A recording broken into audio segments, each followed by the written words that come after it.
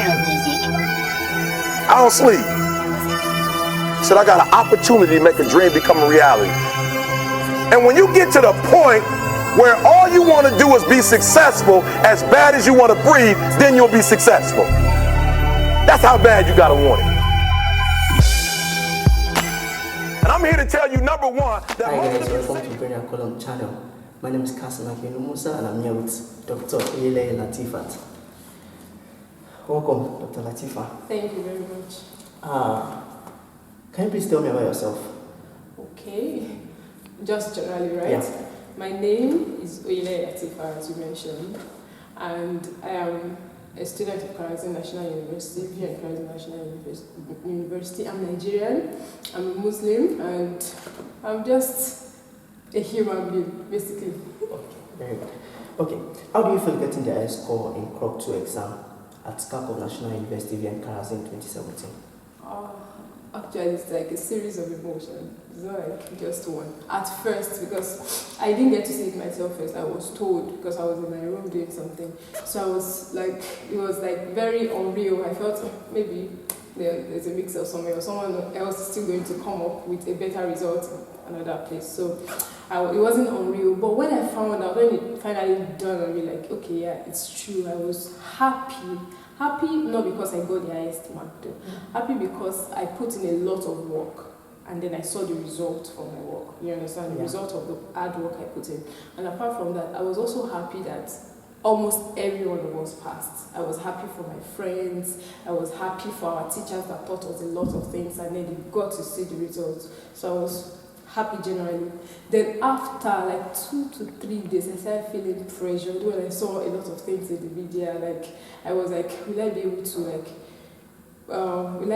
live up to the expectation of this thing? I was just very scared, and because I know the future has a lot of things in store. This is like just the beginning, so I was really scared. But all in all, I'm very grateful to God and I'm happy. Okay. Can you please tell us how you prepared for the exam? The Krok 2 exam. Yeah. As I said, as I always say, that it's beyond Krok 2 exam for me. It's more about being a good doctor. So I prepared more on being a good doctor than being the highest in Krok. But to concentrate on the Krok part, I really put in a lot of hard work. I started really early.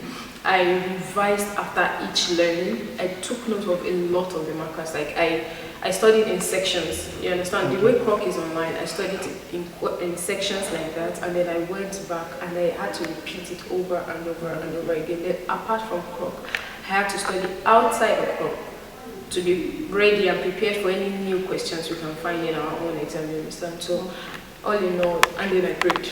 That's what I did. I learned you studied for 3 years in Nigeria before coming here to Ukraine. Can you please tell us the difference between studying here in Ukraine, the standard of education here compared to Nigeria? Okay. Yeah, it's true that I studied for 3 years in Nigeria and I really like the Nigerian system because it's a do or die affair. You have to study. If you don't study, you just drop out.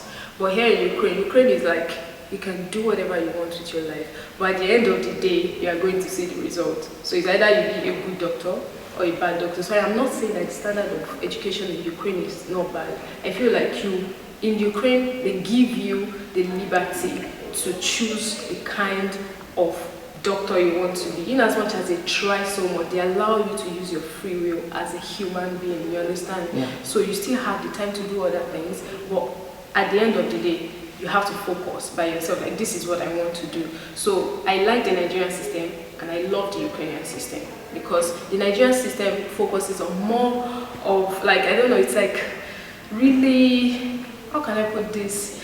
It's like it's not forceful basically, but it's like you have to be in the system, you have to do this, you have to do that. I love it because it's like a drive for me. But Ukraine, there's like a better pace, you understand? You can pace yourself and do things that way. Okay. As a doctor of medicine now, where would you like to specialize in? Which area would you like to specialize in? I want to be a cardiologist, and I think everyone that knows me knows that I want to be a cardiologist because I always say it. But apart from being a cardiologist, I also want to be a lecturer. Actually, my passion is to be a teacher, someone that like transfers, that impacts knowledge to people because I find that I'm very good at doing that. I explain things to people and they really get it. So I really love to do that, and I love it when I do something like that, and I can see the instant gratification. Like there's instant gratification when you teach someone and you see the result. So I want to be a cardiologist, and I also want to be a professor. Okay. Why not something different? Why not surgery? Why not internal medicine? Surgery. I'm not exactly so good with my hands, really. Yeah. But I just love cardiology. I do it effortlessly. Like I read ECG strips for pleasure. The way people play games for pleasure, I read ECG strips for pleasure. So I really like cardiology. It's like my first love. Okay. Speaking about the future, where do you see yourself in the next 5 years? I would like to say 10 years, not 5 years. Okay. Yeah, 10 years would be better for me because 5 years I'm already, okay, if you know my age, 5 years I might have not achieved as much as I want to achieve. I'll be on my way to being a cardiologist, you understand? Okay.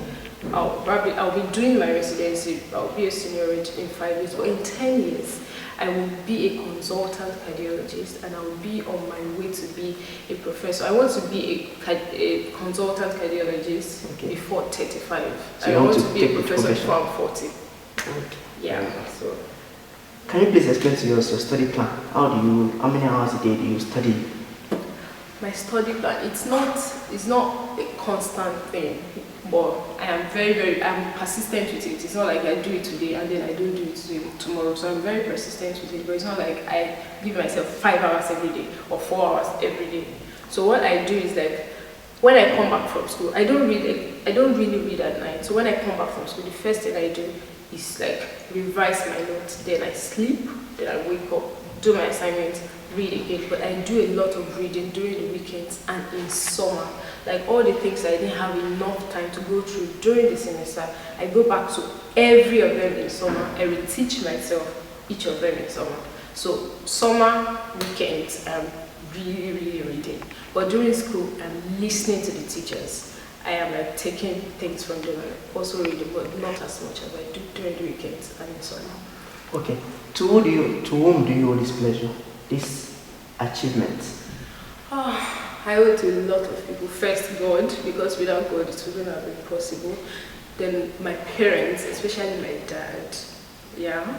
Then apart from that, my group mates. I really love my group. Like, sometimes I feel like I might not have been able to achieve this without being in group 29 and studying with my sister group mates, group 30, because my group is like one of the most competitive group in Karazin, if not the most competitive. Like, you are always on your toes, so you don't go back home and sleep. You go back home and wanting to know, because there's always that person that comes to class with something new that you don't know about. You understand? Yeah. So you always want to be better. You always want to know more. It's not like the competition is unhealthy. It's very healthy, and I really love my group members. So my group members, I like shout out to them.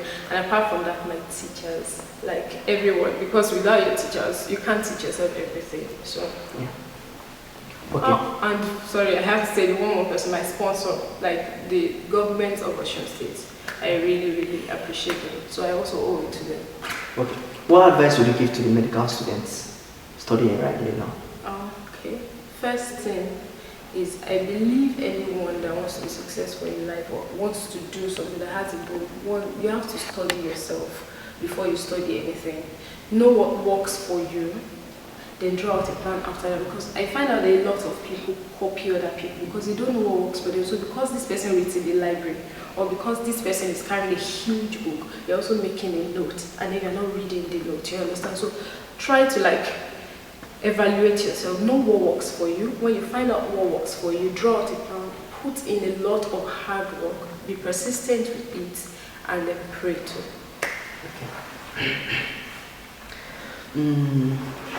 This book, 5 Ways to Ace Krok 1 and 2 Examination, written by Dr. Ali Abdulhamid.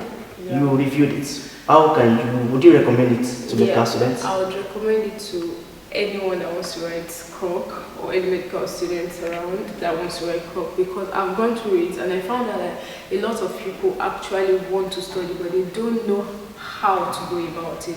So if you want to study and you don't know how to go about it, I recommend that you like get a copy of this book and you'll be guided through how to pass Krok 1 and Krok 2, all the steps you have to take. It's not like everything in it is what you must do, but it's like it will help you to plan, it will help you to like give you the insights on how to prepare for Krok 2 and Krok 1 examination. And I wish everyone best of luck. Okay. Congratulations once again, Dr. Lateefah. Thank you. My name is much. Kasim Akelu Musa. Thank you guys for watching. God bless you. I don't sleep. Said I got an opportunity to make a dream become a reality. And when you get to the point where all you want to do is be successful, as bad as you want to breathe, then you'll be successful. That's how bad you gotta want it. And I'm here to tell you, number one, that most of you say you